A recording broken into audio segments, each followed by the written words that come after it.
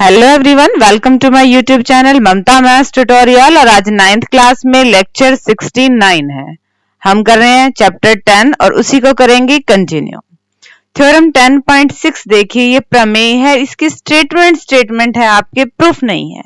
तो ये थ्योरम क्या कहती है देखिए, equal chords of a circle are equidistance from the centre, या फिर equal chords of congruent circles are equidistance from centres. एक वृत्त की बराबर जीवाएं केंद्र से समान दूरी पर होती हैं, या फिर सर्वांगसम वृत्तों की बराबर जीवाएं केंद्रों से समान दूरी पर होती हैं। फिगर से समझते हैं। अगर एक सर्कल में दो जीवाएं, दो कोण आपके पास बराबर हैं, मान लो ए बी और सी डी, ये क्या है, बराबर हैं, तो ये सेंटर से, केंद्र से बराबर बराबर दूरी पर होंगी। ये डिस्टेंस और ये डिस्टेंस क्या होगा, बराबर होगा। और अगर दो कॉन्ग्रुएंट सर्कल्स हैं, ठीक है, दो बराबर बराबर सर्कल्स हैं और इनमें दो जीवाएं बराबर हैं, ए बी और सी डी, ये दो जीवाएं बराबर हैं, तो ये अपने अपने केंद्रों से बराबर दूरी पर होगी। ये वाली डिस्टेंस और ये वाली डिस्टेंस क्या होगी, बराबर होगी। ये थ्योरम 10.6 कहती है। थ्योरम 10.7 अगेन प्रूफ नहीं है, स्टेटमेंट है। Chords equidistance from the centre of a circle are equal in length. एक वृत्त के केंद्र से समदूरस्थ जीवाएं लंबाई में समान होती हैं। जस्ट इस थ्योरम का अपोजिट है। अगर कोई सर्कल में दो जीवाएं इस तरह से हैं कि वो सेंटर से इक्वी डिस्टेंस हैं, समदूरस्थ हैं, समान दूरी पर हैं, बराबर बराबर दूरी पर हैं, तो वो जीवाएं क्या होंगी, बराबर होंगी। ठीक है, यहाँ पे क्या था, अगर बराबर जीवाएं हैं तो वो सेंटर से बराबर दूरी पर होंगी। यहाँ पे अगर सेंटर से बराबर बराबर दूरी पर दो जीवाएं हैं तो उन जीवाओं की लंबाई, उन कोड्स की लेंथ क्या होगी, इक्वल होगी। अब डिस्कस करते हैं एग्जाम्पल्स को। एग्जाम्पल्स देखिए, example 2, if two intersecting chords of a circle makes equal angle with the diameter passing through their point of intersection, prove that the chords are equal। यदि एक वृत्त की दो प्रतिच्छेदी जीवाएं प्रतिच्छेद बिंदु से जाने वाले व्यास से बराबर कोण बनाएं तो सिद्ध कीजिए कि वे जीवाएं बराबर हैं। देखिए ये क्या कहना चाह रहा है, सर्कल है एक, उसके अंदर दो जीवाएं एक दूसरे को काट रही हैं, ठीक है।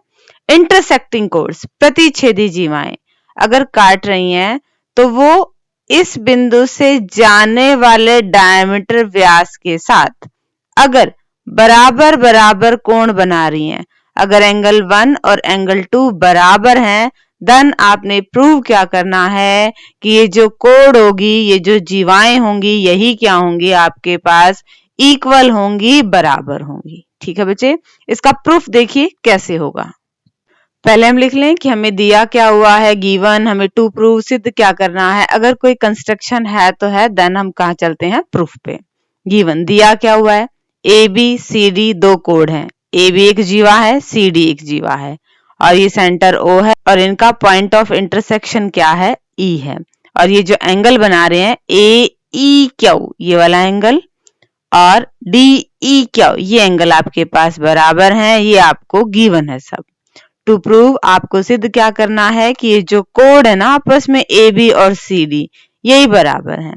कंस्ट्रक्शन हमने अपनी तरफ से रचना कर दी कि सेंटर से एक परपेंडिकुलर इस पे खींचा और सेंटर से एक परपेंडिकुलर इस पे खींचा। प्रूफ देखिए कैसे होगा इसका। प्रूफ देखिए थ्योरम का। प्रूफ से पहले साथ में यहाँ पे एक डायग्राम बना लेते हैं ताकि आपको जो चीजें हैं वो समझने में आसानी हो जाए। ये सर्कल है, ये आपके पास कोड है आपकी ए बी, ये कोड है सी डी, ये सेंटर है ओ, ये ई पे काट रही है और ये इस पे जा रही है एक डायमीटर पी क्यू, और ये हमने कंस्ट्रक्शन करी 90 डिग्री का एंगल, और ये कंस्ट्रक्शन करी हमने 90 डिग्री का एंगल और इसको नाम दे दिया M और L। ये था फिगर हमारे पास।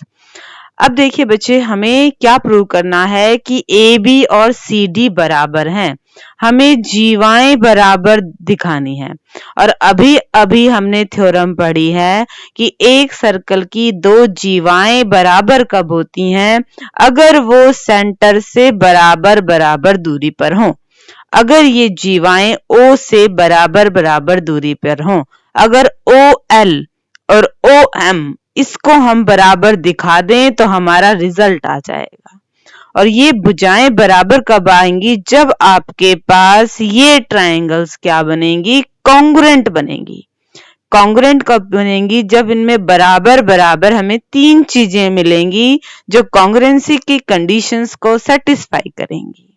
तो पहले हम ऐसी तीन चीजें ढूंढते हैं इनमें बराबर बराबर। उसके लिए हमने क्या किया है? इस एंगल को इक्वल किया है। देखिए कैसे किया है। एंगल LOE, एंगल LOE ये वाला एंगल किसके बराबर आएगा? ठीक है, एक ट्रायंगल्स के तीनों एंगल्स का जोड़ कितना होता है? 180। 180 में से हम घटा दे बाकी दोनों तो हमारे पास तीसरा एंगल आ जाएगा। तो हमने 180 में से एक तो ये वाला एंगल घटा दिया और एक ये वाला घटा दिया तो इधर वाला बच जाएगा। ठीक है, 180 में से 90 गए, 90 में से गया एंगल LEO। अब हमें गिवन का भी यूज करना है। गिवन हमें दिया हुआ है AEQ equal to angle DEQ। अब गिवन का यूज करेंगे कैसे, जरा ध्यान से देखिए। जो हमारे पास कोण LEO है वही आपके पास AEQ है, तो LEO को क्या लिख सकते हैं? AEQ। AEQ किसके बराबर दे रखा है? DEQ के। और DEQ को क्या लिख सकते हैं? MEO। और जब 90 में से MEO जाएगा तो एंगल क्या बचेगा? MOE। कैसे बचेगा? देखिए, ऐसी आपके पास त्रिभुज है, M पे 90 डिग्री का है, ठीक, ये O हो गया और ये E हो गया, ये ट्रायंगल है। अब हमें पता है एक कोण तो 90 डिग्री का है, इन दोनों का जोड़ कितना है? 90 डिग्री का है। मैं ये वाला कोण निकालना है तो 90 में से इसको घटा दूं, और अगर ये वाला निकालना है तो 90 में से इसको घटा दूं। ठीक है, तो अब हमारे पास क्या आ रहा है? 90 में से MEO हमें ये घटाना है तो कौन सा एंगल आएगा? MOE आएगा। एंगल LOE हमारे किसके बराबर आ गया? MOE के। और ये हमारे पास एक रिजल्ट आ गया जो हमें ट्रायंगल्स कॉन्ग्रुएंट प्रूव करने में हेल्प करेगा। अब इन दोनों त्रिभुजों में बराबर बराबर चीजें ढूंढिए। एक ये वाला कोण और ये वाला कोण हमें दे रखा था बराबर, गिवन में है। एक ये वाला कोण और ये वाला कोण हमने बराबर अभी अभी प्रूव किया है। EO साइड और EO साइड दोनों में क्या है? कॉमन है। अब हमारे पास एंगल साइड एंगल, कोण भुजा कोण, सर्वांग समता नियम से ट्रायंगल्स क्या होगी? कॉन्ग्रुएंट। कॉन्ग्रुएंट होगी तो OL किसके बराबर आ गया? OM के। और अगर OL OM के बराबर आ गया तो हमारी थ्योरम कहती है हमारी जीवाएं क्या है? बराबर हैं। ठीक है बच्चे, यहां तक रिजल्ट ठीक है आपके पास। ट्रायंगल्स कॉन्ग्रुएंट प्रूव करनी है तो हमारे पास OL OM बराबर आ जाएंगे और जिससे जीवाएं हमारी बराबर आ जाएंगी। ये काम हमने किया ट्रायंगल्स में तीसरी चीज ढूंढने के लिए। दो चीज हमारे पास ऑलरेडी थी और हमें कोई ना कोई रूल को फॉलो करवाना था, इसीलिए हमने इन दो एंगल्स को बराबर किया। ठीक है बच्चे, अब डिस्कस करते हैं एक्सरसाइज के क्वेश्चंस को। एक्सरसाइज 10.4 में फर्स्ट क्वेश्चन देखिए बच्चे। To circles of radii 5 centimetre and 3 centimetre intersect at 2 points. दो वृत्त हैं, एक की त्रिज्या 5 सेंटीमीटर है, एक की त्रिज्या 3 सेंटीमीटर है। दोनों आपस में क्या कर रहे हैं? 2 पॉइंट्स, दो बिंदुओं पर प्रतिच्छेद कर रहे हैं। The distance between their centre is 4 centimetre. दोनों के जो सेंटर हैं, बड़े वाले सर्कल और छोटे वाले सर्कल के जो केंद्र हैं, उनके बीच की दूरी कितनी है? 4 सेंटीमीटर है। अब उन दोनों में कॉमन जीवा है, कॉमन कोड है, उभयनिष्ठ जीवा है AB। Find the length of the common code. आपने इसकी लेंथ निकालनी है, इसकी लंबाई निकालनी है। ठीक है। लेट हमने दो सर्कल ले लिए, एक का सेंटर O, एक का सेंटर O डैश, और दोनों एक दूसरे को A और B पे काट रहे हैं, और A भी आपके पास क्या है, कॉमन कोड है, उभयनिष्ठ जीवा है। अब हम इस AB जीवा की लंबाई कैसे निकालेंगे वो देखिए। अब ध्यान से देखें तो हमारे पास ये जो ट्रायंगल बन रही है, इसमें इस साइड का स्क्वायर इस साइड के स्क्वायर और इस साइड के स्क्वायर के जोड़ के बराबर है, ठीक है। और जब ऐसी सिचुएशन होती है तो हमारे पास क्या होती है, पाइथागोरस थ्योरम होल्ड करती है। और पाइथागोरस थ्योरम क्या कहती है कि ये त्रिभुज आपके पास क्या है, राइट एंगल ट्रायंगल है, समकोण त्रिभुज है। अब समकोण त्रिभुज में है तो अब हम क्या कह सकते हैं कि ये जो एंगल है ना आपके पास, ये 90 डिग्री का है। और अब हम रिजल्ट लगा देंगे कि perpendicular drawn from the centre of the circle bisect the code, कि केंद्र से जीवा पर डाला गया लंब जीवा को समद्विभाजित करता है। ये 3 सेंटीमीटर है तो ये भी 3 सेंटीमीटर होगी, और जीवा की लंबाई बनेगी 6 सेंटीमीटर। ठीक है बच्चे, दोबारा देखिए, हमारे पास जो ये ट्रायंगल बनी, इसमें पाइथागोरस थ्योरम लग रही है। पाइथागोरस थ्योरम लग रही है मतलब ये आपके पास क्या है, राइट एंगल ट्रायंगल है, समकोण त्रिभुज है।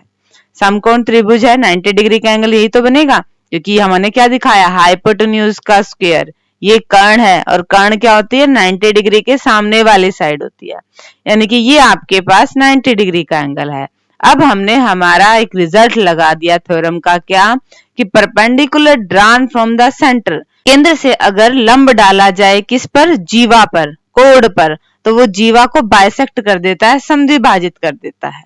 तो हाफ तो हमारे पास है 3 सेंटीमीटर, और हमें निकालनी थी फुल की लंबाई। हम ये कह रहे हैं कि ये आधा भाग है, तो कंप्लीट की लेंथ आपके पास क्या आ गई है, 6 सेंटीमीटर। क्वेश्चन नंबर 2 को डिस्कस करते हैं। अब क्वेश्चन नंबर 2 देखिए बच्चे, if two equal chords of a circle intersect within the circle. अब दो बराबर बराबर जीवाएं हैं और जो वृत्त के अंदर प्रतिच्छेद कर रही हैं, अंदर काट रही हैं एक दूसरे को। प्रूव दैट, आपने प्रूव क्या करना है, the segment of one code are equal to corresponding segment of other code. एक जीवा के खंड टुकड़े दूसरी जीवा के संगत खंडों के बराबर है। अब ये जीवा है, जहां पे काटी वहां पे 2 हिस्सों में बट गई।